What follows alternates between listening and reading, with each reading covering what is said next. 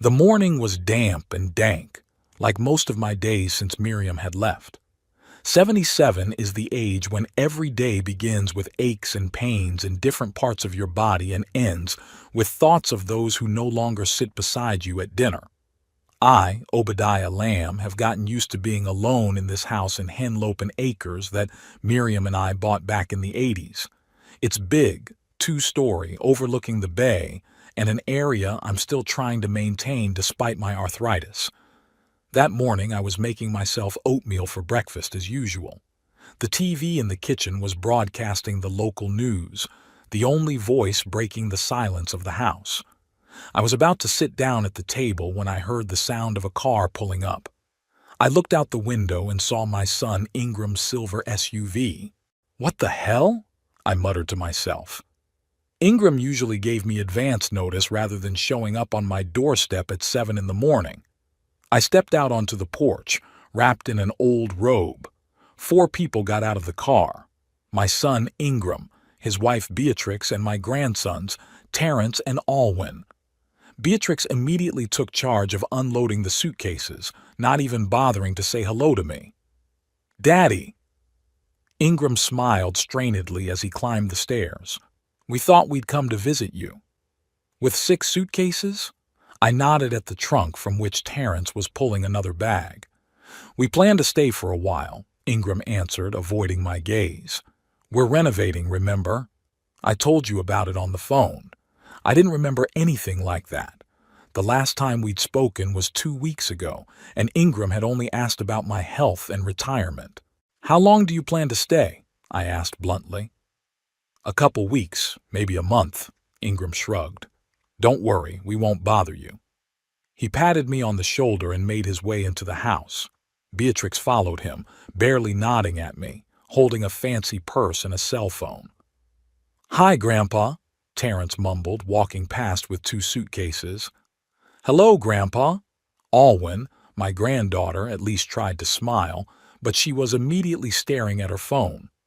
I was left standing on the porch, looking out over the bay and thinking that my peaceful life had just ended. It took me about 10 minutes to gather my thoughts and return to the house, which was already filled with other people's voices and smells. In the kitchen, Beatrix was dumping the contents of my refrigerator. "Obadiah, this cheese has been expired for 3 days," she exclaimed, showing me a package of cheddar. "And what is this horrible sausage? It has so many nitrates in it. You could die on the spot." I watched in silence as she threw away the groceries I had bought only 2 days ago. I wanted to say that I had lived to be 77 years old eating what I liked, but I held back.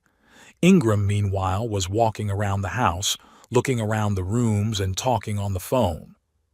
"Papa," he said, coming back into the kitchen, "Beatrix and I will take the master bedroom, will you? You'll be more comfortable on the first floor so you don't have to go up the stairs."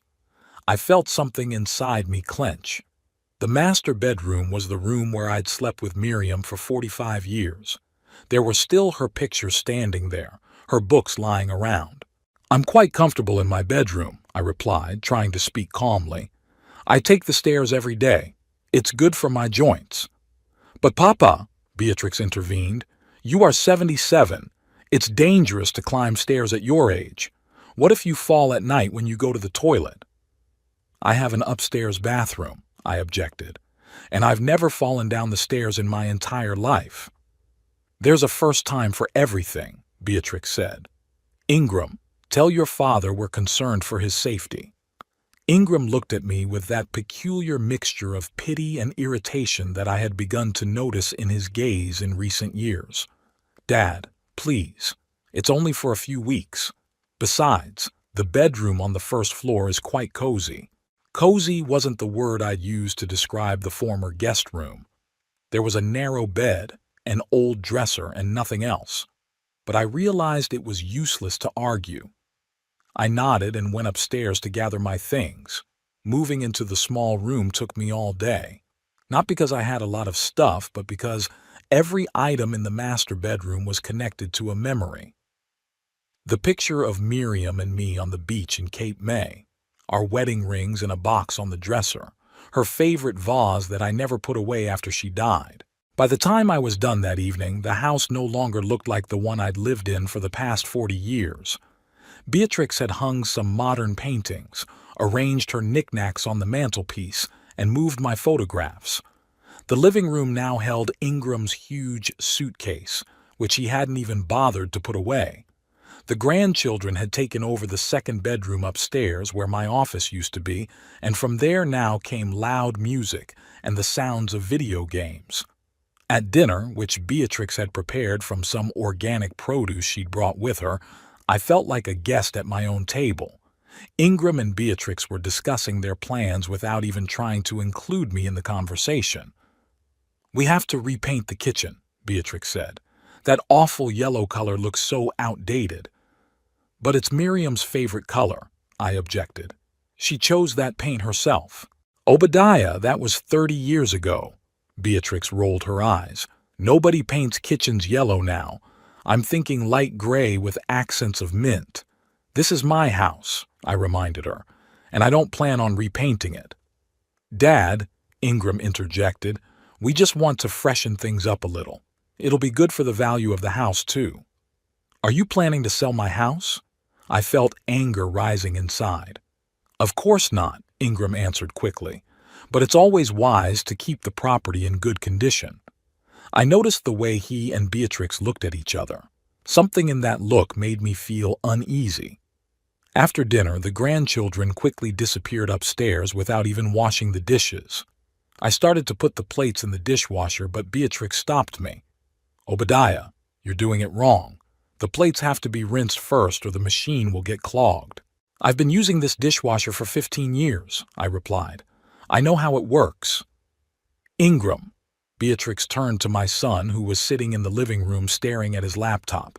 "Tell your father that he can ruin the machine." Ingram didn't even look up. "Dad, please do as Beatrix says. She's better at appliances." I walked silently out of the kitchen and into my new room. I sat on the edge of the bed, and for the first time all day I felt how tired I was. Not physically, emotionally. I pulled out of my pocket the picture of Miriam I always carried with me. "What would you do if you were me, darling?" I whispered, looking at her smiling face. The following days turned into a real ordeal. Beatrix established a new routine in the house without asking my opinion. Breakfast was now served at 8, not 7 as I was used to. My morning coffee was replaced by some herbal tea because caffeine is bad for your heart at your age, Obadiah. My favorite shows on TV were declared too loud and outdated. In their place, the living room now had endless reality shows that Beatrix watched or sports channels that Ingram switched to. One day I returned from a morning walk and found that my collection of old records, which I had collected all my life, had disappeared from the living room. "Where are my records?" I asked Beatrix, who was arranging some decorative candles on the shelf where my record player used to stand. "Oh, that old junk?" She didn't even turn to me. "I put it away in the garage. They were collecting so much dust and Alwyn's allergic." "It's not junk," I said indignantly. "Some of these records are rare editions. They're worth money." "Obadiah, nobody listens to records these days." She finally looked at me with that condescending smile I hated so much. "If you want music, Terrence can show you how to use Spotify." I left the house and headed for the garage. My records were piled in an old cardboard box, some of the envelopes crumpled. I carefully pulled them out, checking for damage. The first edition of Miles Davis's Kind of Blue that I'd bought back in the 60s, the Ella Fitzgerald albums that Miriam had loved so much, they were all piled carelessly like junk. I took the box to my room and hid it under my bed. At least there Beatrix wouldn't get to them. The grandchildren barely spoke to me.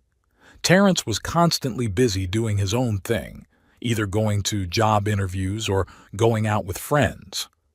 Alwyn spent most of her time in her room, occasionally coming down to get something from the refrigerator.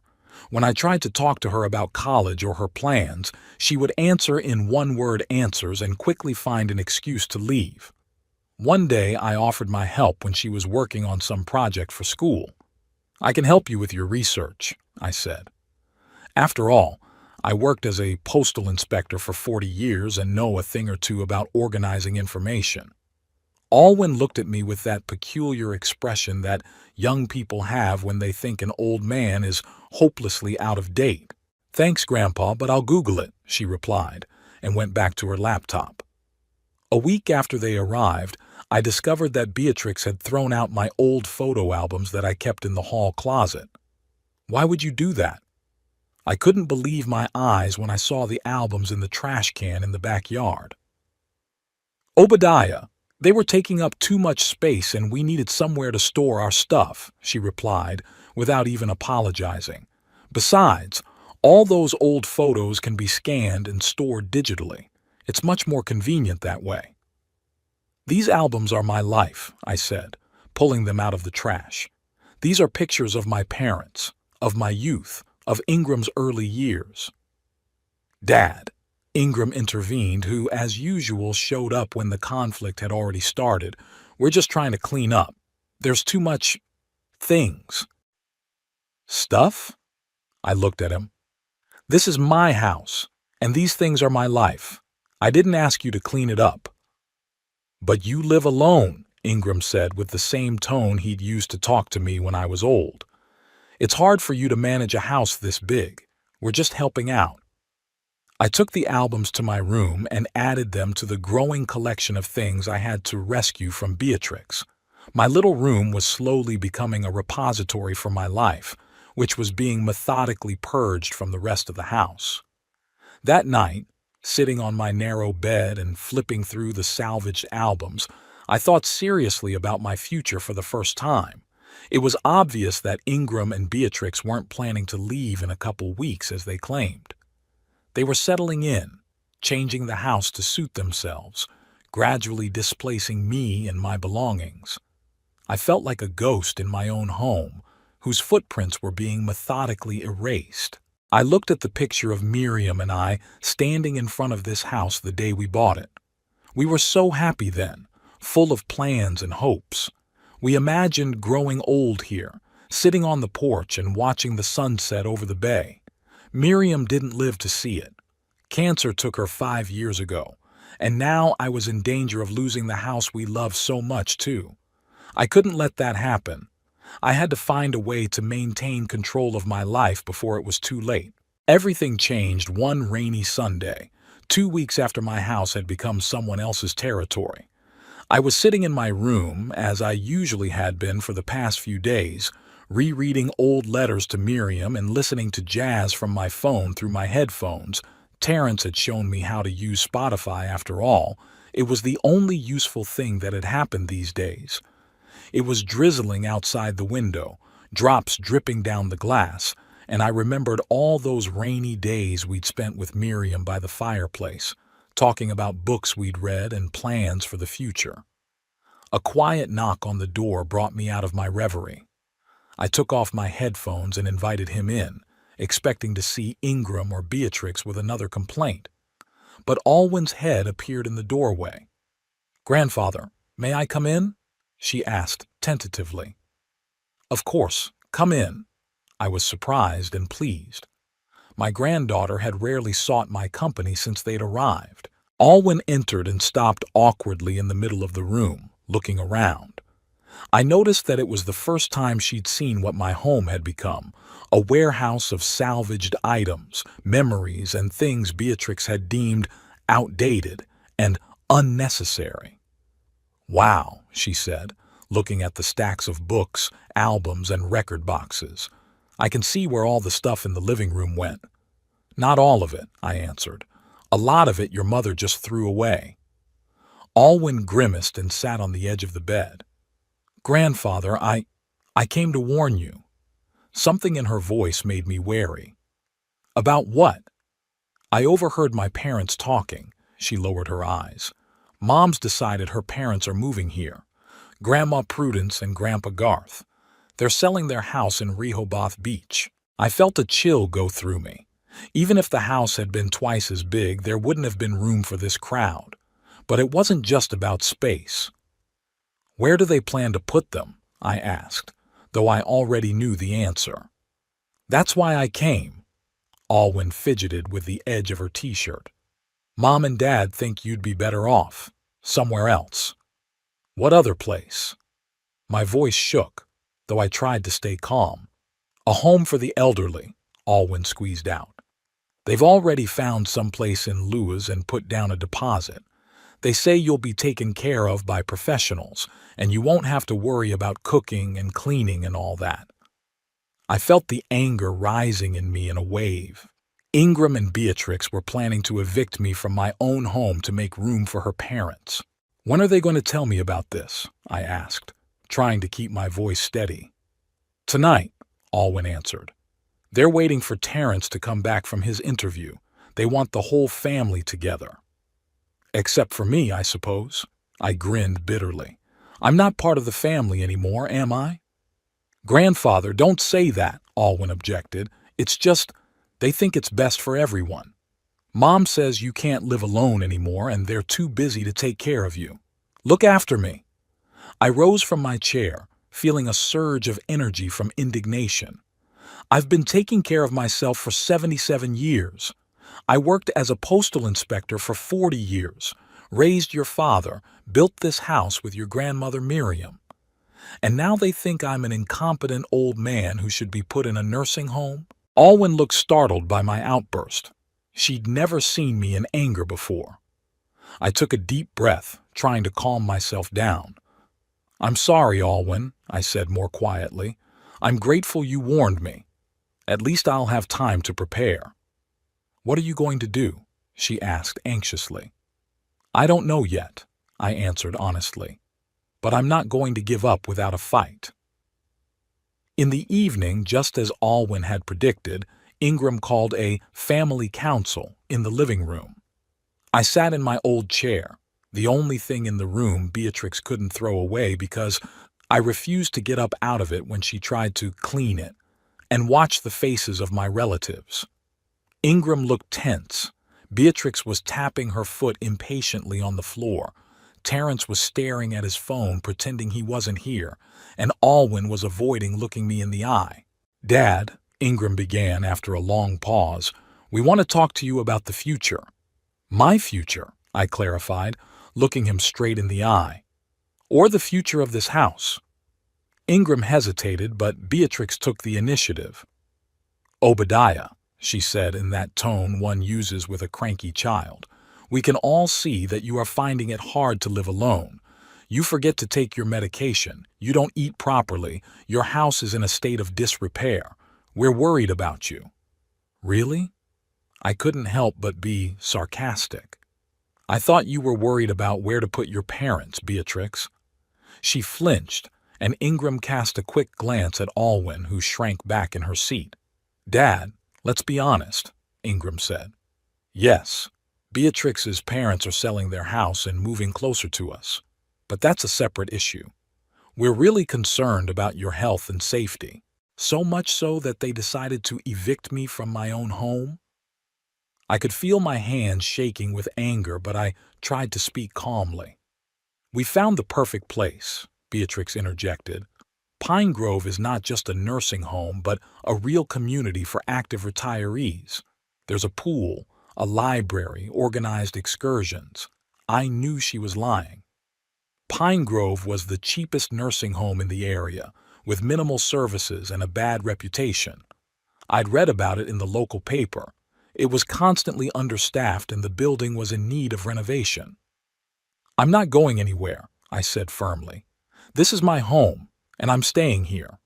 Dad, be reasonable, Ingram leaned forward. You can't live here alone, and we can't look after you all the time. We have our own lives, work, children. I didn't ask you to look after me, I reminded him. You came here and decided you could run my life, and now you want to get rid of me to make room for Beatrix's parents. Obadiah! Beatrix was outraged. How can you say that? We are only thinking of your welfare. Then leave me alone, I replied. Go away and let me live as I did before you came. That is impossible, Ingram said. We have already decided everything. You're moving to Pine Grove in 3 days. And if I refuse? I straightened in my chair, feeling my heart pounding in my chest. Dad, don't make this harder than it has to be, Ingram sighed. You realize it's inevitable. At your age, sooner or later everyone has to move into a nursing home. It's better to do it now while you're still active enough to get used to the new place. I looked at my son and didn't recognize him.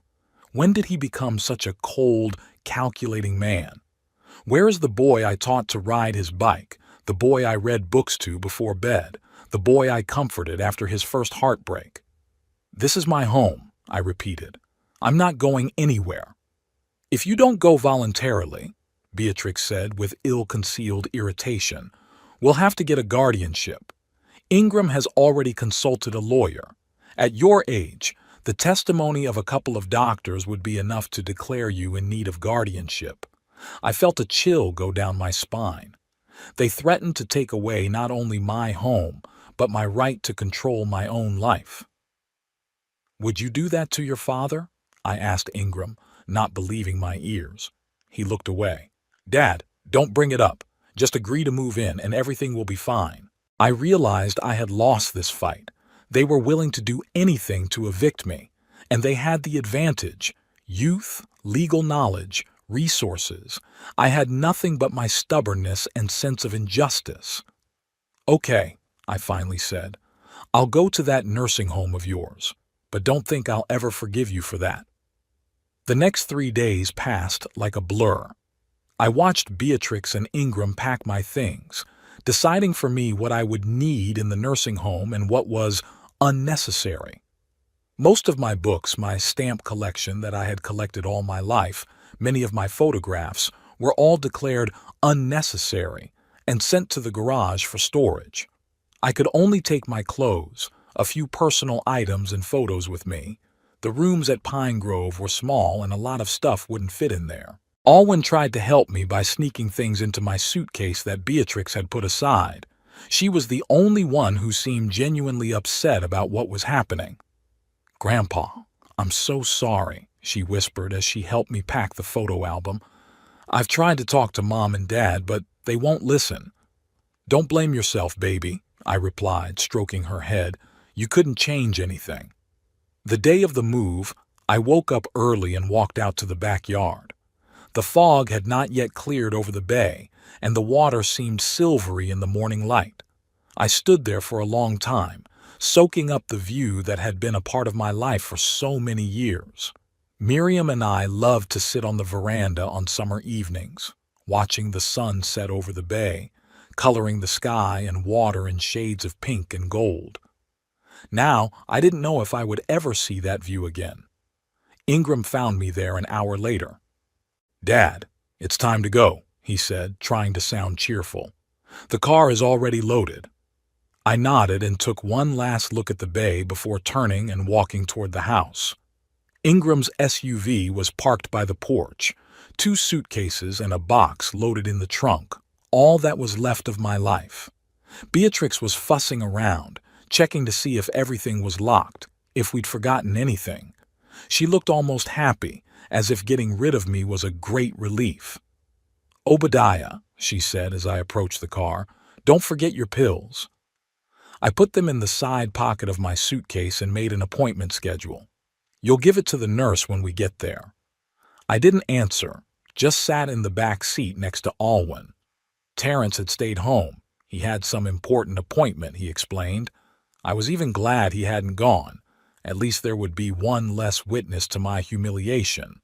The drive to Pine Grove took about 30 minutes. I looked out the window at the familiar places whizzing by: the post office where I worked, the park where I walked with Miriam, the store where I bought her flowers every Friday and felt a part of me die. Pine Grove turned out to be exactly what I expected: a dreary 3-story gray brick building surrounded by stunted trees and a neatly trimmed but lifeless lawn. Not a trace of that active retirement community Beatrix had spoken of. Through the windows I could see elderly people sitting in chairs in the common room, staring mindlessly at the TV. It looks nice, Alwyn said uncertainly as we got out of the car. Don't pretend, baby, I replied quietly. We both know what this place is. We were greeted by the receptionist, a full middle-aged woman with a strained smile and tired eyes. She walked us through the check-in process, showed us to my room, a small space with a narrow bed, nightstand, and closet, and handed us a schedule of meals and medications. Dinner is at 17:30, she said, looking into her papers, not at me.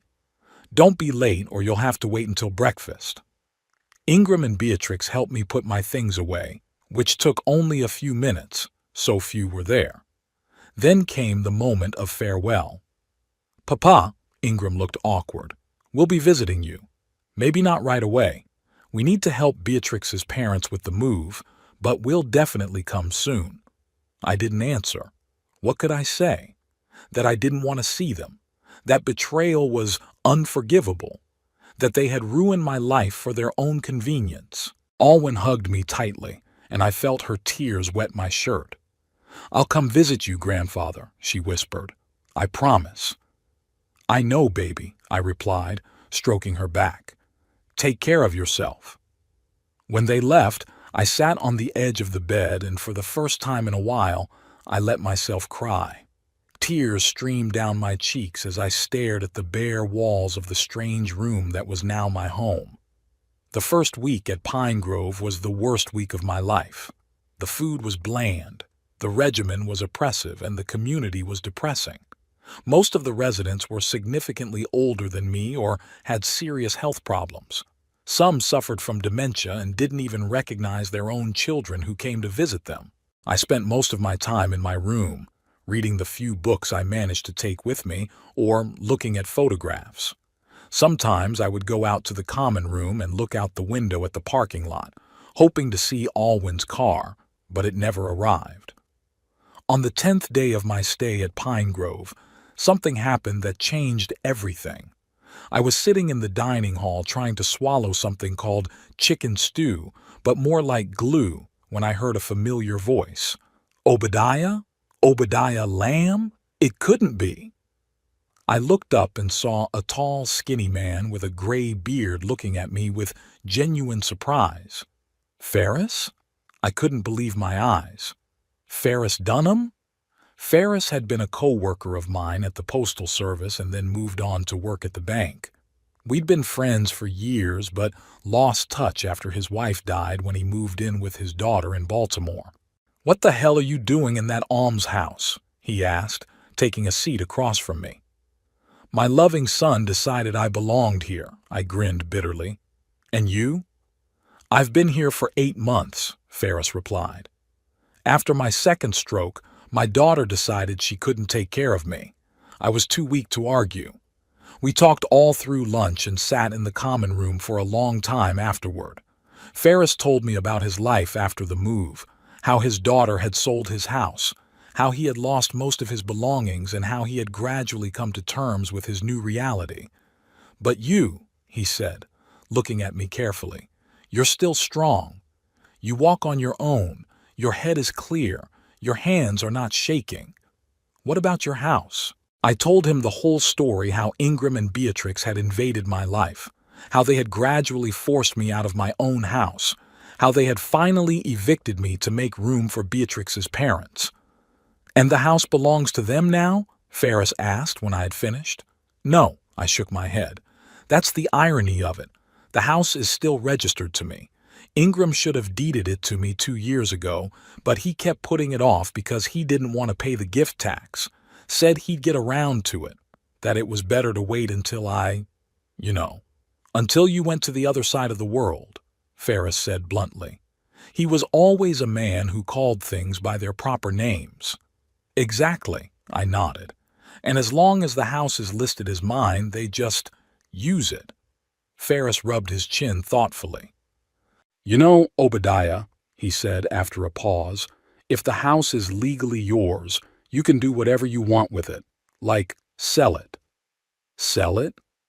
I'd never thought of that. The house was a part of me, the place where I spent most of my life, where my memories were kept. Think about it, Ferris leaned closer.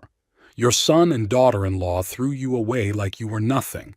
They live in your house, use your possessions, and they sent you here to die. Why not teach them a lesson? I was beginning to see where he was going with this. Are you suggesting I sell the house out from under their noses? I asked, feeling something like hope stirring in my chest. Exactly. Ferris smiled broadly. I spent 30 years in a bank, Obadiah. I know how these things work. If the house is in your name, you have every right to sell it. They don't even have to know about it until the deal is finalized. I pictured Ingram and Beatrix's faces when they found out they could no longer live in my house. It would be the perfect revenge. But where would I go? I asked. Even if I sell the house, I still need somewhere to live, and there might not be enough money for a new place, given the prices right now. I've thought about that too, Ferris squinted slyly. My nephew has a real estate agency in Lewis. He might be able to help you find a buyer who will agree to let you live in a guest house or an annex. Many rich people are looking for property in Henlopen Acres and are willing to agree to different terms just to get a good house. I could feel a plan starting to form in my head. This could work.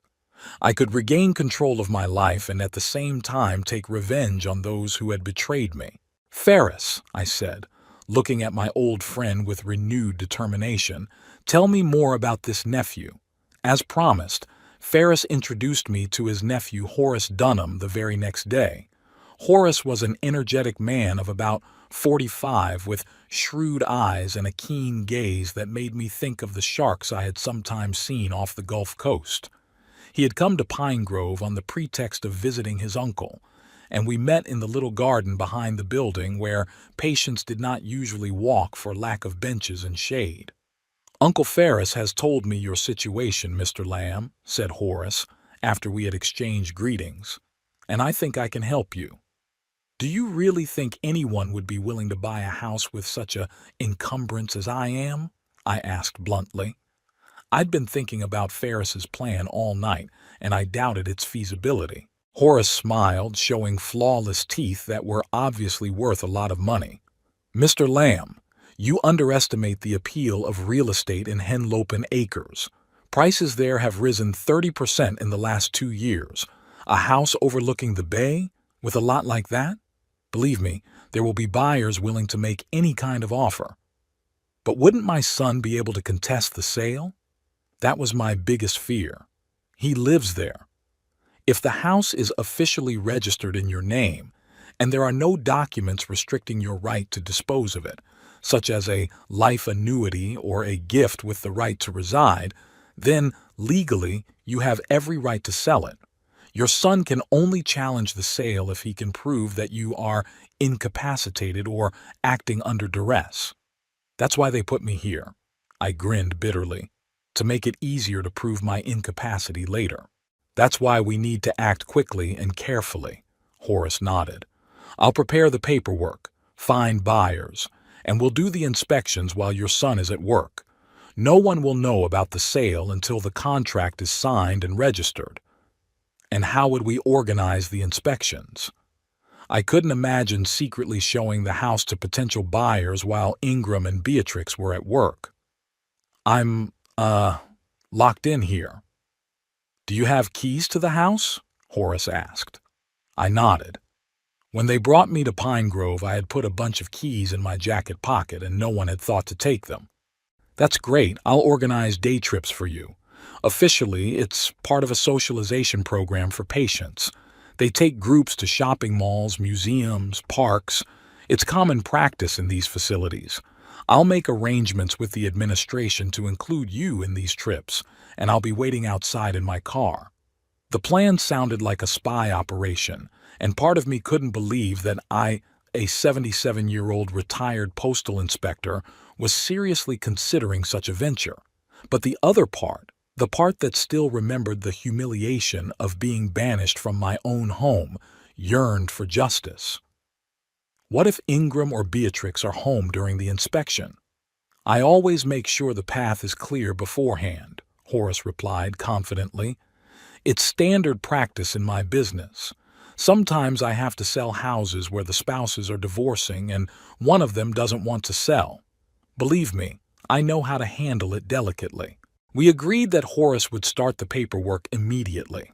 I needed to provide him with a copy of the property certificate, which, fortunately, I always kept in an envelope along with other important documents in my wallet. The foresight I had developed from years of dealing with postal mail had served me well for the first time in a long time. 3 days later, Horace called me on the Pine Grove phone and informed me that the paperwork was ready. The house was for sale, no address, just neighborhood and features, and there were several interested buyers. "You have your first tour tomorrow, Mr. Lamb," he said. "I've made arrangements with the administration. You'll be marked for a trip to the Botanical Gardens." "Horace," I lowered my voice, though there was no one else in the room, "aren't you afraid that this is, well, not quite legal? I mean, cheating the administration, secret meetings." "Mr. Lamb," he sounded absolutely certain, "you're a fully capable citizen temporarily residing in a care facility. You have the right to privacy and to manage your property. If the administration thinks you're traveling to look at cacti, but you're instead touring your property with potential buyers, that's your right. No one is keeping you under house arrest."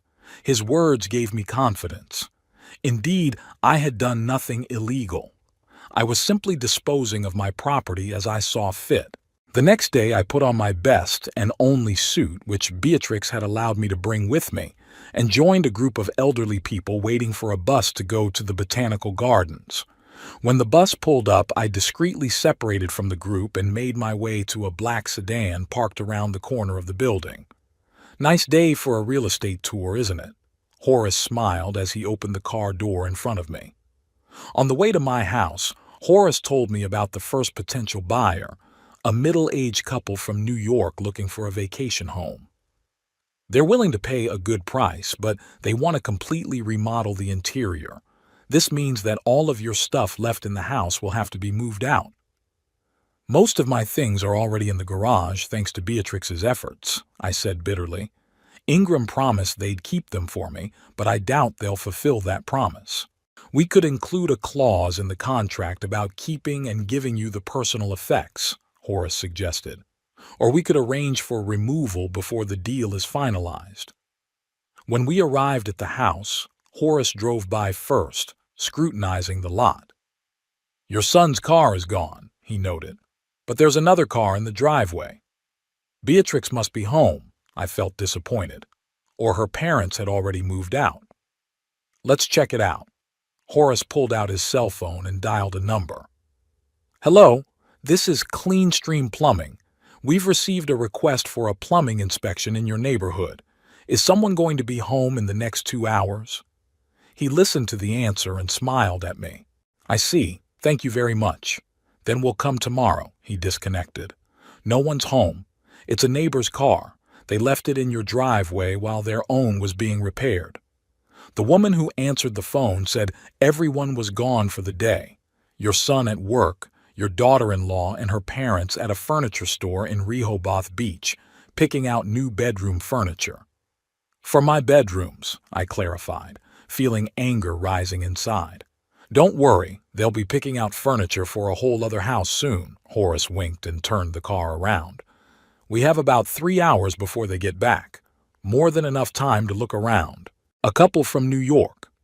The Websters were waiting for us nearby, at a coffee shop. They were exactly as I'd imagined, groomed, self-assured, with that peculiar expression on their faces that comes from people who are used to getting what they want. Mrs. Webster looked at the house with the meticulousness of a man who is willing to spend a lot of money and wants to get the perfect product for it. "It's not a bad layout, but it's so outdated," she said, running her finger along the kitchen countertop. "We're going to have to completely remodel the kitchen, and the bathrooms too." "The view of the bay is great," Mr. Webster said, looking out the living room window. "And the lot is big enough. We could build a pool." I watched in silence as strangers discussed the future of my home, planning to tear down and rebuild the rooms where most of my life had been spent. It was painful, but also liberating. I began to realize that home is just walls and a roof. Real memories live inside me and no one can take them away or rebuild them. The Websters stayed in the house for about an hour, asking many questions about utilities, the age of the roof, and the condition of the foundation. Horace answered professionally, occasionally turning to me for clarification. At the end of the inspection, Mrs. Webster turned to me. "Mr. Lamb, your agent mentioned that you would like to retain the right to stay in the guest house, but I don't see a guest house here." "It's not here yet," I admitted, "but there's plenty of room on the property to build one." She frowned. "I'm afraid that complicates things. We were planning to use the house for vacations, not to share the lot with," she faltered, not wanting to say the obvious, "an elderly person." "I understand," I nodded. "Maybe we're not right for each other." On the way back to Pine Grove, I shared my doubts with Horace. "Maybe the guest house idea isn't realistic. Who would want to buy a house with that kind of encumbrance?" "The Websters aren't the only potential buyers," Horace said confidently. "Tomorrow, we have an appointment with another client who I think would be a better fit. He's not just looking for a vacation home, but plans to move to Henlopen Acres permanently." The next day brought another field trip, this time officially to the local history museum. Horace was again waiting for me around the corner and we drove to the house, making sure no one was there beforehand. Thornton Barrington was nothing like I'd expected. Instead of the typical rich businessman in an expensive suit, I saw a tall, trim man of about 55, dressed in simple slacks and a shirt with the sleeves rolled up. His graying temples and tanned face with wrinkles in the corners of his eyes showed a man used to spending a lot of time outdoors. "Mr. Lamb," he shook my hand firmly, "it's a pleasure to meet you. Horace told me your story and I admire your determination." Unlike the Websters, Barrington looked at the house not as a potential renovation, but as a future home. He asked questions about the neighbors, how the neighborhood had changed over the years, and was interested in the history of the house and our lives with Miriam. "I've dreamed of a house by the water my whole life," he said as we walked out into the backyard. "For the last 30 years, I've run a chain of hotels in the Midwest. Started with one motel that I inherited from my father and gradually expanded the business. Last year, I sold the company to a major corporation, and now I can afford to live where I've always wanted to live." "And you're not uncomfortable with the guest house clause?" I asked bluntly. "Not at all," Barrington smiled. "You know, Mr. Lamb, when I was a boy, my grandfather lived with us. He had a small annex to the house, just one room with a bathroom and a tiny kitchen. But the place was magical to me. My grandfather told me stories about the war, taught me how to fish, showed me how to fix different things. When he was gone, I missed him and those times very much." He looked around the lot, calculating something in his mind. "Here, in the far corner you could build a nice guest house, with a separate entrance but close to the main house.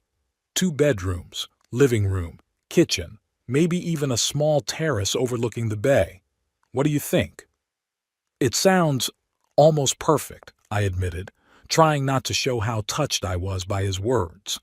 "I'm not suggesting you be my grandfather," Barrington laughed, noticing my embarrassment. "But I do appreciate life experiences and stories.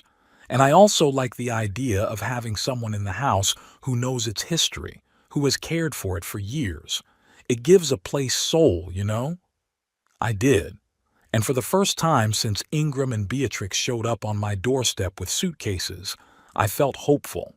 After the inspection, Barrington made an offer that exceeded the market value of the house by 15%, on the condition that he would build me a guest house to my specifications and I would have the right to live there for life. In addition, he insisted on including a clause in the contract to ensure that I have access to all my personal belongings stored in the house and garage until the deal is finalized. "I want it to be fair," he said. "Your son and daughter-in-law have done you an injustice, but I don't want our deal to be marred by any legal disputes in the future." Over the next week, Horace organized several more tours, during which Barrington and I discussed the details of the deal and met with a lawyer who helped draft and review all the documents. Barrington even brought in an architect to discuss the plans for the guest house. "Construction will take about 3 months," the architect said, showing me the preliminary sketches. "But you'll love the result. The house will be completely self-contained with its own heating and air conditioning system, a modern kitchen and a bathroom adapted for your age." I looked at the blueprints and I thought I could see my future, not a dull room in Pine Grove, but a cozy house overlooking the bay where I could spend my remaining years with dignity and comfort.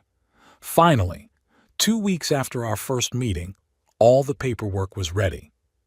We met at the lawyer's office in Louis, and I signed the purchase agreement. Barrington handed me a check for the down payment, and the rest of the money was to be deposited into my account after the transaction was recorded. "Congratulations, Mr. Lamb," said the lawyer, shaking my hand. "The deal will be registered within 3 working days. After that, the house will officially become Mr. Barrington's property." "What about my son and his family?" I asked. "Would they have to move out?" "According to the law, the new owner can demand to vacate the premises within 30 days after the registration of the transaction," the lawyer replied. "But that's at Mr. Barrington's discretion." "I think 30 days is a fair time limit," Barrington nodded. "That's enough time to find a new place to live." When we left the office, I felt a strange relief mixed with anxiety. The plan had worked. I'd sold the house, secured my future, and taught Ingram and Beatrix a lesson. But how would they react when they found out? What will I tell them when I meet them? "Don't worry, Mr. Lamb," said Barrington, as if he had read my thoughts. "I'll be there when you tell them the news. Together we can handle any reaction." "Thank you, Mr. Barrington," I thanked him sincerely, "for everything." "Please call me Thornton," he smiled. "After all, we'll be neighbors now." On the drive back to Pine Grove, I looked out the window at the passing scenery and thought about how dramatically my life had changed in those 2 weeks. I had gone from a rejected, humiliated old man to a man in control of his own destiny. I sold the house that had become my prison and secured a new future for myself. All thanks to a chance meeting with Ferris and his nephew. As Horace dropped me off at the Pine Grove, I noticed Ingram's car in the parking lot. My heart skipped a beat. Had he really found out about the sale? But that was impossible. The paperwork hadn't been filed yet. "Horace," I pointed to the car, "that's my son." "Don't worry," he reassured me. "Most likely, it's a normal visit. Maybe he finally decided to visit you, like he promised." I nodded, though I didn't believe it. Ingram hadn't visited me once since he'd placed me in Pine Grove. Even Alwyn, who had promised to visit, hadn't shown up. "What should I tell him?" I asked, feeling uncertain. "Nothing yet," Horace advised. "The deal has not yet been registered. It would be better to wait for official confirmation before making a statement. Mr. Barrington and I will come to pick you up in 3 days when it's done." I walked into the building, preparing for my meeting with my son and not knowing what it would bring. But there was a certainty inside me. No matter what happened, I was no longer a helpless victim. I was back in control of my life. Ingram did come to visit me, though visit is too loud a word for what actually happened. He spent less than half an hour at Pine Grove, mostly complaining about work and asking me how I was feeling like I was dying. Not a word about when I would be taken home, not a hint that my exile might ever end. Before he left, he mentioned, as if, by the way, Dad, we're having a little celebration this Saturday. It's the birthday of Beatrix's father, Garth. He's turning 75. "And you're having the party at my house?" I couldn't contain the bitterness in my voice. Ingram frowned, as if my words had caught him off guard. "Well, technically it's still your house, yes? But you don't mind, do you? After all, we live there, and Beatrix's parents are there now, too." "Already moved in?" I knew the answer, but I wanted to hear it from him. "Yes, last week." He looked a little guilty, but quickly pulled himself together. They sold their house in Rehoboth Beach and are now living with us. We remodeled the rooms upstairs a bit. I hope you don't mind. I thought about the papers I had signed 3 days ago, the check that was in Horace's safe, the plans for the guest house that the architect had shown me. All these were my secrets, my little revenge for betrayal, and the moment to reveal it was at hand. I don't mind, I lied with a smile. It's a big house with plenty of room for everyone.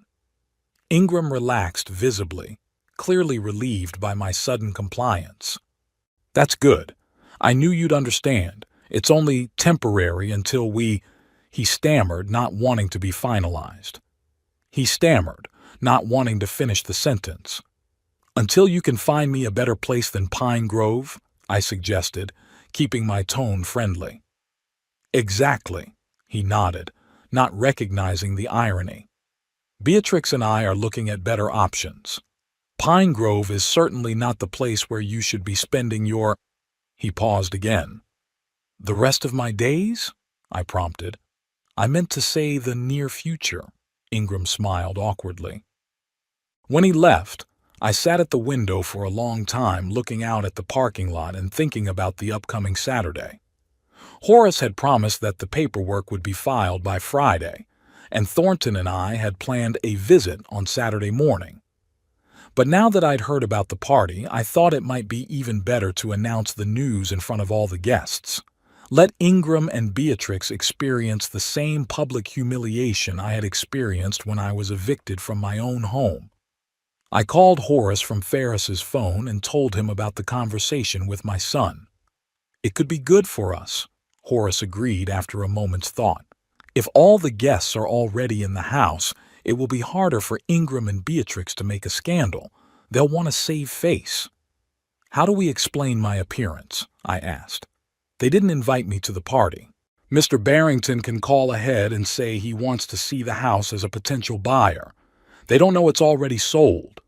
Let's say it's urgent, that he flew in from out of town and can only make time on Saturday. It was a risky plan, but I liked it.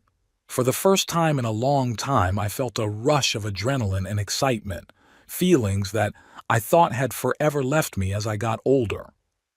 Friday came and went, and with it the last formalities of the paperwork. Horace called me that evening and confirmed that the deal was officially registered. The house was no longer mine. It belonged to Thornton Barrington. I called your son, Horace said. I introduced myself as Mr. Barrington's agent and said that my client was very interested in buying their house and would like to see it tomorrow around 2 o'clock in the afternoon. And what did Ingram say? I nervously imagined the conversation. At first he was very surprised and said the house was not for sale. I apologized for the misunderstanding and explained that there must have been an error in our agency's database. But then I added that Mr. Barrington was willing to offer a sum well above the market value, and your son was interested. You bet, I grinned. Ingram never missed an opportunity to make money. He said they were having a family reunion tomorrow, but they could spare half an hour before the event. I confirmed the appointment for 14:00. Mr. Barrington and I will pick you up from the Pine Grove at 13:30. I barely slept that night, replaying the scene in my head. How would Ingram react when he found out the house was sold? What would Beatrix say? And her parents? I was both scared and happy at the same time. In the morning I shaved thoroughly, put on my only suit and shined my old shoes. I wanted to look dignified at the moment of my triumph. At precisely 13:30, Horace and Thornton Barrington were waiting for me at the entrance to Pine Grove. Thornton was dressed in an immaculate navy blue suit, but he wore it with a careless elegance that made him look like a man accustomed to expensive things. "Ready for the big day, Obadiah?" he asked, shaking my hand. "Ready as ever," I replied, feeling my heart pounding. On the way back to the house, we discussed our plan once more. Thornton would play the role of interested buyer until we were inside the house. Then I would announce the truth. "Don't make any sudden moves," Horace warned. "Your son may try to challenge the deal, claiming that you were incapacitated or pressured. Don't give him a reason. I'll be reasonable, I promised, though a storm of emotion raged inside me. When we pulled up to the house, I saw that preparations for the party were already in full swing.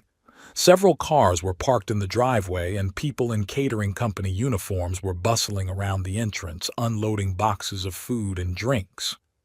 "Looks like it's going to be a big party," Thornton said, parking his Mercedes next to the other cars. We got out of the car and headed toward the house. I could feel my knees shaking, but I tried to walk straight and steady. Horace walked beside me, ready to support me if necessary. Ingram opened the door, wearing a half-unbuttoned shirt and holding a towel, clearly in the midst of preparations. "Mr. Dunham." He held out his hand to Horace. "Thank you for telling me you were coming. We're having a celebration tonight, so there's not much time." He paused, noticing me standing just behind Horace and Thornton. His eyes widened, and the hand he held out for a handshake froze in midair. "Papa?" He looked as if he'd seen a ghost. "What are you doing here?" "Hello, Ingram." I tried to make my voice sound calm and confident. "I've come to visit my home, or rather, my former home." "What are you talking about?" Ingram looked from me to Horace and Thornton, clearly trying to figure out what was going on. "Allow me to introduce myself." Thornton stepped in, extending his hand. "Thornton Barrington, the new owner of this house." "The new what?" Ingram shook the outstretched hand, but his face was full of bewilderment. "Ingram, who is it?" Beatrix appeared from the back of the house, dressed in an elegant dress with her hair and makeup done. She froze when she saw me. "Obadiah." "What's going on?" "Why don't we go inside and discuss it?" Horace suggested. "I'm sure neither of us wants to attract unnecessary attention." Ingram stepped back silently, letting us into the house. Inside, everything was ready for the party. A long table in the living room, covered with a white tablecloth and filled with plates and glasses, flowers and candles everywhere, and classical music playing softly from the speakers. "Explain what's going on," Ingram demanded when we were all in the living room.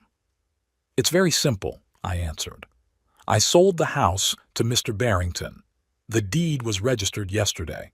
You must vacate the premises within 30 days. There was a deafening silence. Beatrix looked at me as if I had just announced that I had come from Mars. Ingram slowly turned pale, and then his face began to blush. "Is this some kind of joke?" His voice shook with restrained anger. "You couldn't sell the house. You're in a nursing home. A fully capable citizen with the right to dispose of his property," Horace finished for him. "The house was in Obadiah Lamb's name, and there were no legal restrictions on its sale." "That's impossible," Beatrix shook her head. We live here. My parents sold their house to move here. What's going on here?" An elderly couple, obviously Garth and Prudence Pollock, entered the living room. Garth was a tall, gaunt man with a military bearing, and Prudence was a small but bossy-looking woman with carefully styled gray hair. "Who are these people?" "Mom, Dad." Beatrix turned to them, her voice trailing off. "This is Obadiah, Ingram's father. He says he sold the house." "Sold it?" Prudence looked at me in disbelief. "How could he sell the house while he was in a nursing home?" "Through a realtor, like they usually sell houses," I replied, not holding back on the sarcasm. "Look," Ingram tried to pull himself together. "There must have been a misunderstanding. My father, he doesn't quite know what he's doing. He's old. He has moments of confusion. Stop it, Ingram." My voice was firmer than I expected. "You know perfectly well that I am of sound mind. You and Beatrix evicted me from my home to put her parents here. You sent me to Pine Grove, a place that looks more like a warehouse for unwanted old people than a decent place to live. You didn't even visit me except once when you needed to report on a party, which I wasn't invited to, by the way." "We were going to get you out of there," Ingram objected. "I just needed some time to get settled to help Beatrix's parents." "Don't lie to me," I shook my head. You never planned to take me away. I became an inconvenience and you got rid of me. That's outrageous, Prudence intervened. Ingram, you said your father agreed to move into a nursing home because he needed care. He agreed, Ingram glared at me angrily. And now he's getting revenge. I'm not taking revenge, I countered. I just regained control of my life. Mr. Barrington offered me a good price for the house and agreed to build me a guest house on the property where I could live. I'll no longer rot in Pine Grove, and I'll no longer be at your mercy. A guest house? Beatrix interjected, then turned to Thornton.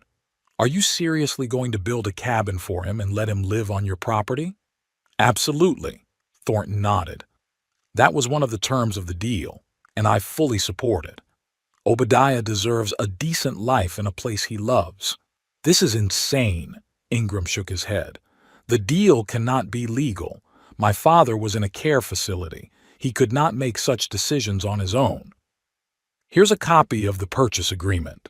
Horace pulled a folder of documents out of his briefcase. And here's an extract from the registry, confirming the registration of the transaction. It's all perfectly legal. Obadiah was declared fully capable by an independent doctor before signing the papers. Ingram grabbed the papers and began frantically going through them as if he hoped to find some mistake or loophole. It's impossible, he mumbled. How could you? At that moment, the doorbell rang. Beatrix shuddered and looked at her watch. My God, it's the guests. They are beginning to arrive, and we have here this. Maybe we should cancel the party, suggested Garth, who had been silent until now, watching the drama unfold. Cancel it. Prudence looked as if he had suggested something obscene. Impossible. Everyone is on their way. The food is ordered. The musicians are paid for. Then you'll have to host and pretend everything's all right, I said. Mr. Barrington and I won't spoil your party. We just wanted to tell you the news in person and discuss the timeline for vacating the house. Vacating the house? Beatrix raised her voice. You want to evict us? Your son, your grandchildren? Where would we go? The same place you sent me, I answered calmly. You'll find a place to live that suits your abilities. You have 30 days, much more time than you gave me to pack. The doorbell rang again, more insistently. Beatrix gave me a searing look and went to open the door. We're going to contest this deal, Ingram hissed when she came out. You couldn't have made those decisions on your own. You were placed in a care facility because of your condition. What condition, Ingram? I looked him straight in the eye. You know yourself that I was perfectly healthy when you sent me to Pine Grove. My only condition is that I was a hindrance to your plans. The first guests entered the living room, an elderly couple I didn't know. They stopped in the doorway, clearly sensing the tension in the room. Is this a bad time? The man asked uncertainly. No, come in. Beatrix returned to the living room with a strained smile. We were just discussing family matters. Meet Ingram's father, Obadiah, and his friends. Business associates, Thornton corrected, nodding politely.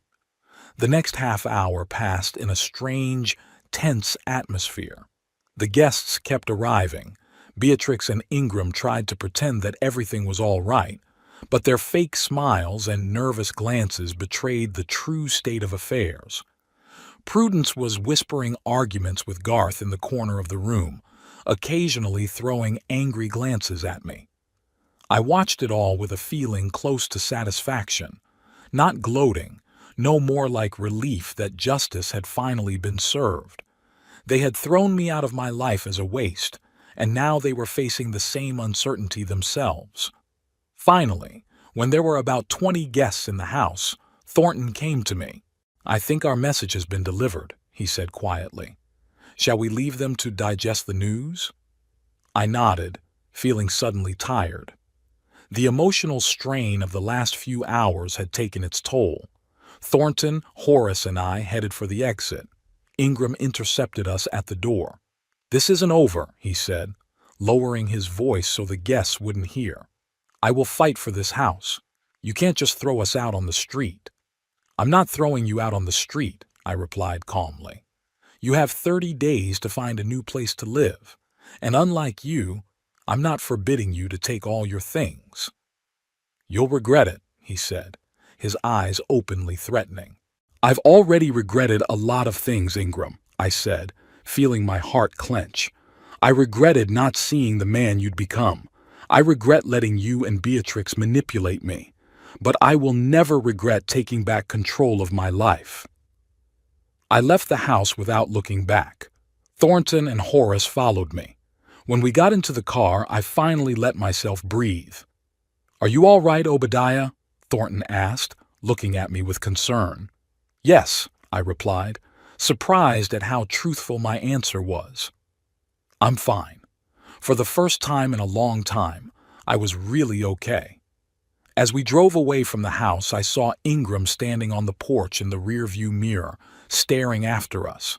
His face was contorted with anger, but behind that anger I could see fear, the fear of a man who had suddenly lost control of the situation and didn't know what to do next. It was exactly the feeling I had experienced when they had taken me to Pine Grove. And while I didn't consider myself a vengeful person, I couldn't help but recognize that in that moment the circle had closed. "Where to now?" Horace asked, pulling out onto the main road. "To Pine Grove," I replied. "I have to pack. And then I'll be waiting for my new house to be ready." "Don't worry about the timing," Thornton said. "I've already contacted the contractors. We'll start building the guest house next week. In the meantime, you can move into the hotel at my expense, of course." "Thank you," I looked at him gratefully, "for everything." As we drove back to Pine Grove, I thought about the look on Ingram and Beatrix's face when they found out the house had been sold, about the panic in Prudence's eyes when she realized they would have to move again, about the ruined holiday they had planned in my, now former, home. I didn't feel schadenfreude, no, but I felt satisfaction that I had done them justice. They wanted to get rid of me, write me off, forget me. But I had shown them that I was still a force to be reckoned with. A new chapter of my life was ahead, in a small but private house, overlooking the bay I loved so much. No neglect, no humiliation, no having to obey other people's rules. I smiled at my thoughts. Perhaps 77 years isn't so long when there is so much to live for ahead. The days following our visit to the party turned into a real war. Ingram called me at Pine Grove several times a day, alternately threatening lawsuits and begging me to come to my senses. He hired a lawyer to try to find loopholes in the purchase agreement, but Horace was too experienced to make mistakes in the deal. "Dad, you don't realize what you're doing," Ingram said during one of the calls. "You've left us homeless. Where are we going to go now? We have children. We have Beatrix's parents." "You have good salaries," I answered calmly. "You can rent an apartment or a house, like millions of other people do." "But the house was practically ours," he sounded indignant. "You promised to leave it to us as an inheritance." That phrase opened my eyes to the real reason for his anger. It wasn't that they had no place to live, Ingram and Beatrix could afford to rent or even buy a house. It was that they already thought of the house as theirs, already planned what they would do with it after I died, and I ruined their plans. "I never promised to leave the house to you," I reminded them. "I said I would make sure my estate was divided fairly between you and your sister." Abby, my daughter, lived in Oregon and visited me infrequently, but she always called at the holidays and sent pictures of her grandchildren. She had no claim on the house and never tried to interfere in my life. I decided long ago that she would get an equal share of my inheritance, although Ingram always felt he should get more since he took care of me. "Abby doesn't even visit you," Ingram exclaimed. "She lives on the other side of the country and comes once every 5 years. "At least she didn't send me to a nursing home to make room for her family," I countered. After that conversation, Ingram changed tactics. 2 days later, Beatrix and her grandchildren arrived at Pine Grove.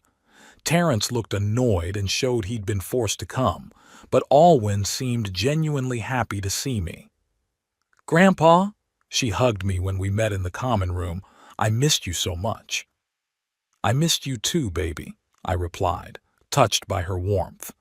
"How are you doing in college?" "I'm good," she smiled. "I got an excellent grade on my economics project. You know I'm studying finance, right? I didn't know that. In all the time I lived with them, no one had ever mentioned that Alwyn was studying finance." Beatrix sat next to me, smiling strainedly and occasionally intervening with awkward compliments. "Obadiah, you look beautiful. This nursing home is clearly doing you good. It has such a cozy atmosphere." She looked around the dreary common room of the Pine Grove as if she were in a five-star resort. "Don't pretend, Beatrix," I said bluntly. "We both know this place is awful. That's why I'm so glad I'm moving out of here soon." "About that," she lowered her voice and leaned closer, "Ingram and I have been thinking. Maybe you should renegotiate with this Mr. Barrington. We could buy the house back as soon as we find the funds. In the meantime, you could come home and live with us like you used to." I could hardly contain my laughter. Like before. That meant in a small room on the first floor with no say in the matter, with constant humiliation and complaints. "Thank you, but I prefer my new plan," I replied. "They've already started building the guest house. It will be ready in 2.5 months." 2.5 months? Beatrix sounded disbelieving. "And where will you live in the meantime?" "Thornton rented me an apartment in Louis." I couldn't help but smile at the shocked look on her face. "Overlooking the ocean. I'm moving in tomorrow." "But, that's crazy," she exclaimed. "Living alone at that age. What if you get sick? What if you fall? Who will take care of you?" "I've hired a nurse who will come twice a week," I answered. "And the rest of the time I am quite capable of taking care of myself. I am not an invalid, Beatrix, despite your attempts to convince everyone otherwise." Beatrix pressed her lips together but said nothing. Alwyn watched us with interest, clearly trying to understand the dynamics of the relationship. "Grandfather," she said after a pause, "can I visit you in your new apartment? I could come up on the weekends, help you get settled in." "Sure, baby." I was touched by her offer. "You're always welcome." Beatrix gave her daughter a disapproving look, but she kept silent. The rest of the visit passed in strained politeness. As they were leaving, Alwyn hugged me again and whispered in my ear, "I'm glad you won't be living in that horrible place anymore, Grandpa." The next day I moved into the apartment Thornton had rented for me. It was a spacious one-bedroom apartment in a new building on Lewes Quay, with large windows, a modern kitchen, and most importantly, no stairs or thresholds, the perfect place for an elderly person. When I walked in there for the first time, I was struck by the feeling of freedom and spaciousness after the cramped room at Pine Grove. I could cook what I wanted, watch TV when I wanted, shower without waiting in line, and sleep without having to listen to my neighbors snoring behind a thin wall. Thornton had taken care of everything. The apartment was fully furnished. There was food in the refrigerator, and on the table was a folder of documents, a contract with a caregiver, a schedule of doctor's appointments, emergency numbers, and, what surprised me the most, a plan for investing the money from the sale of the house. "I took the liberty of bringing in my financial advisor," Thornton explained when he arrived to check on me. "He put together several investment portfolio options based on your needs and wants. Nothing risky, mostly safe bonds and dividend stocks, but the income would be steady, more than enough to live comfortably." I was struck by his concern. Thornton didn't treat me as a burden or a second-class person because of my age, but as an equal whose opinions and desires mattered. A week after I moved in, I met with a financial advisor, a young woman named Laurel, who patiently explained various investment strategies to me without using the patronizing tone often used with older people. "Mr. Lamb, with the amount from the sale of the house and your current savings, You can afford a very comfortable lifestyle, she said, showing me charts and tables. If we put the bulk of the money in this portfolio, you'd be earning 3 times your current expenses each month, and that's without taking into account your pension. As I listened to her, a sense of wonder and joy grew inside. All my life I had been a frugal person, saving money, rarely spoiling myself.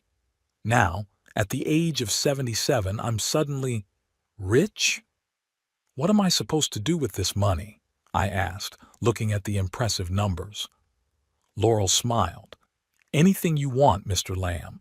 Travel, pursue hobbies, help your grandchildren with their studies, buy things you've always wanted but thought were too expensive. Live life to the fullest. Living life to the fullest, the phrase stuck in my head. Wasn't that what I'd been deprived of all these years since Miriam's death? Hadn't I become a shadow of myself, existing day after day without real purpose or joy? That same evening, I sat down and made a list of things I had always wanted to do, but had put off for lack of money, time, or courage. A trip to Europe, where Miriam and I had always dreamed of visiting, a cruise in the Caribbean, photography courses. I've always loved photography, but never learned it professionally. A new closet. My suits went out of style a long time ago. A visit to a good restaurant at least once a week. Miriam always said that life is too short not to spoil yourself with a good meal. Looking at this list made me feel alive for the first time in a long time. I had a purpose, plans for the future, and, most importantly, the means to fulfill them. Alwyn kept her promise and started visiting me regularly. She came every Saturday and we spent time together, walking along the promenade, eating lunch in cafes, sometimes just sitting on the balcony and talking. She told me about her studies, her plans for the future, her friends and hobbies. I listened to her and thought about how little I knew about my own grandchildren's lives when I lived with them under the same roof. Ingram and Beatrix continued to try to manipulate me. They called, wrote letters, even came unannounced a couple times, each time with new arguments for why I should help them in their predicament.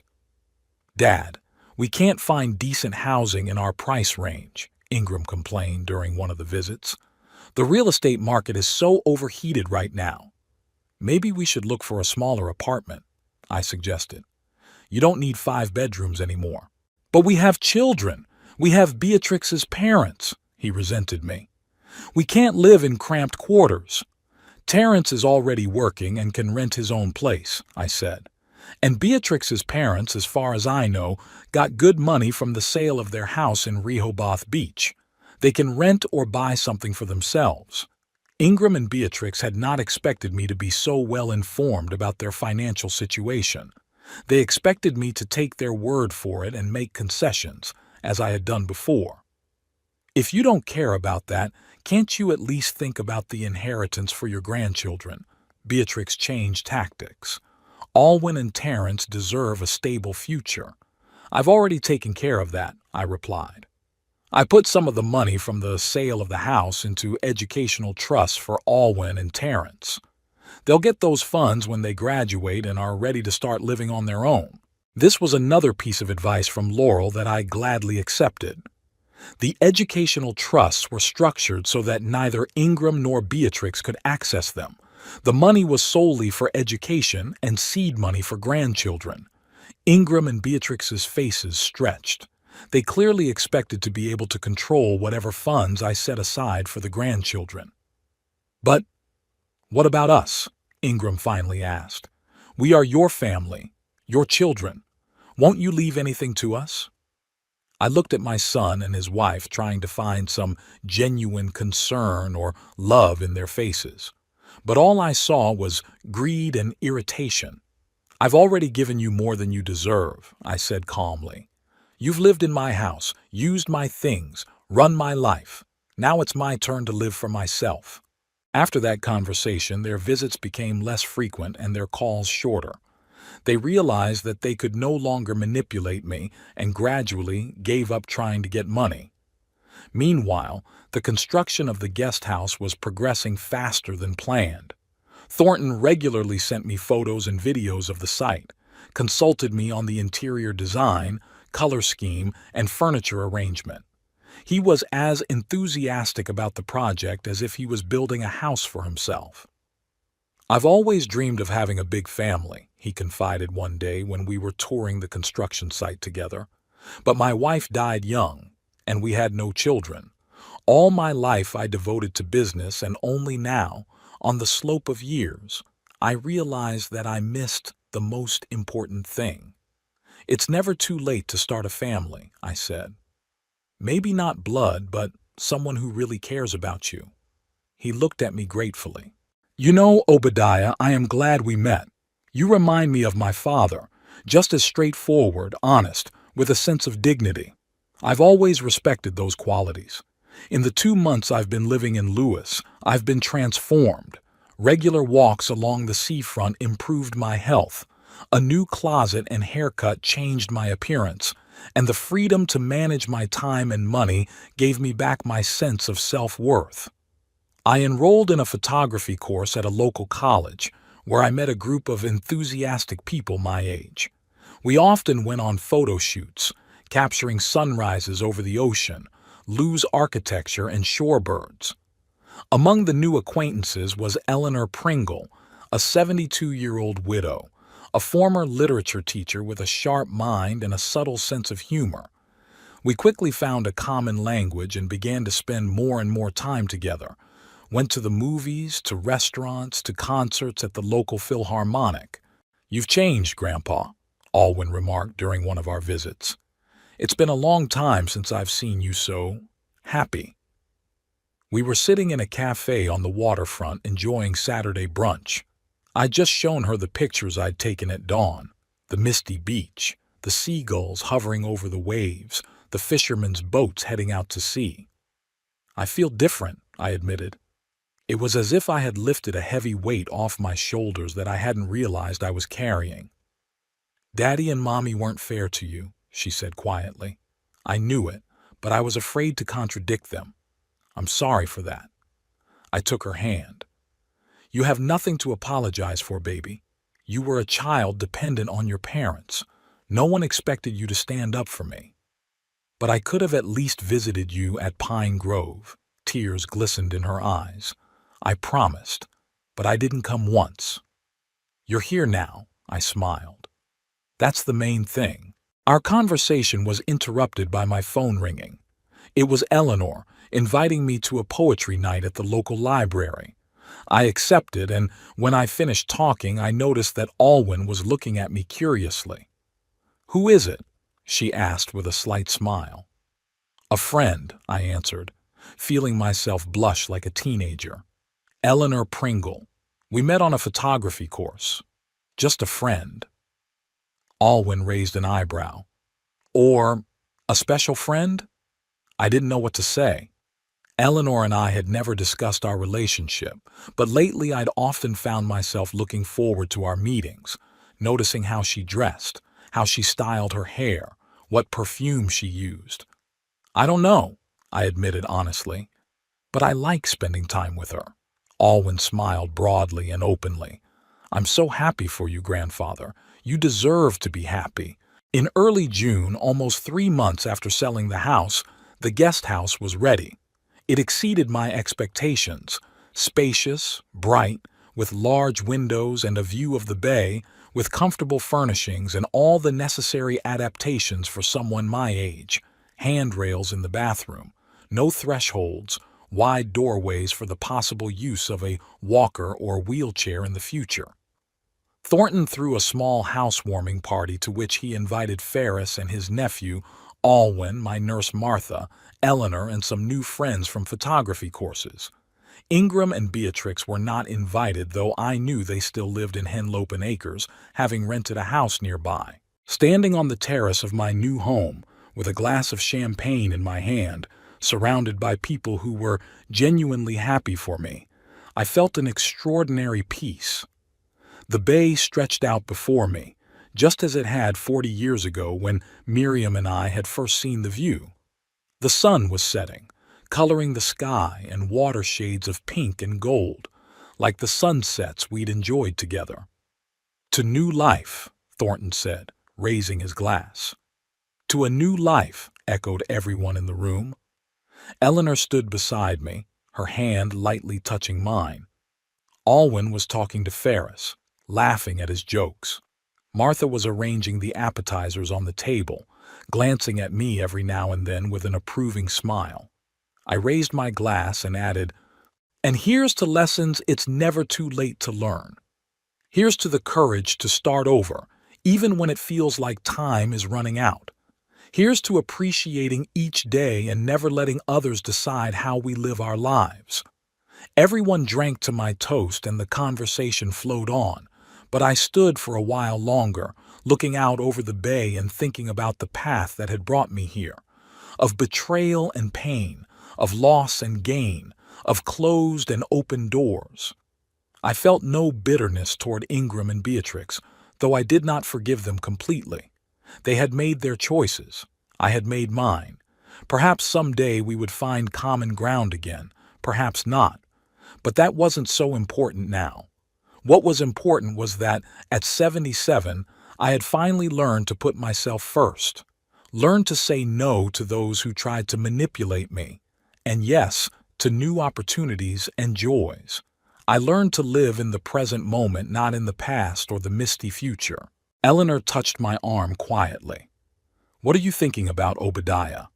I looked at her, a beautiful woman with intelligent eyes and gray hair arranged in an elegant style, and thought that life is indeed full of surprises. "About how it's never too late to start a new chapter," I replied, squeezing her hand, "and how grateful I am to fate for everything, even the hard times. They've brought me here, to this moment, and you know what? I wouldn't trade it for anything else." We stood side by side, watching the sunset over the bay, and I felt like I'd finally found what I'd been looking for all my life. Not just a home, but a sense of belonging, not just comfort, but true freedom. Freedom to be myself, freedom to choose my path, freedom to savor every moment that life has to offer. And in this freedom, in this sense of peace and tranquility, I finally found my happiness.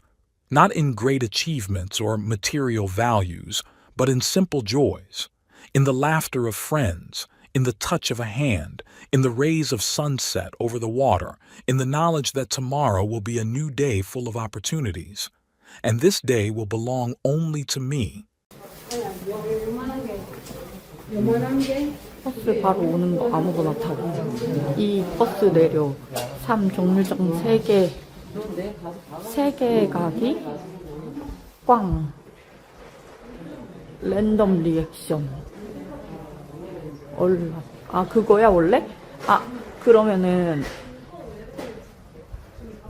그거를 몇 개로 받아야 돼? 응.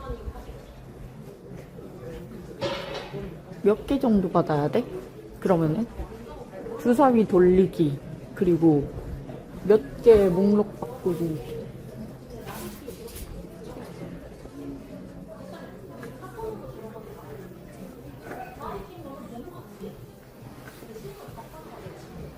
그래? 빨리 찾아와요.